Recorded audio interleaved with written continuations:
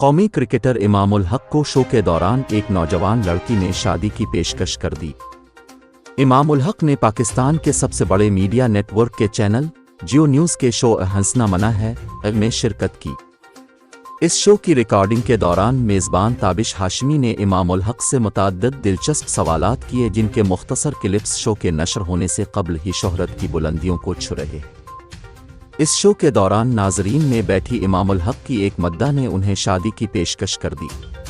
लड़की का कहना था कि क्या आप मुझसे शादी कर सकते हैं, प्लीज़ मेरी बात का भरम रख लीजिएगा।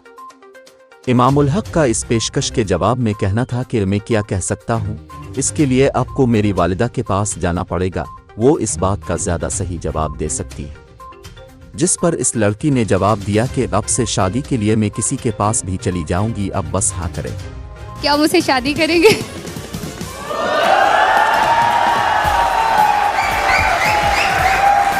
मैं क्या कह सकता हूँ, मुझे बताओ पहले। आपके पास तो ऑप्शन है, कबूल है कह दिया। सर प्लीज इज्जत रख लीजिएगा मेरी बात की।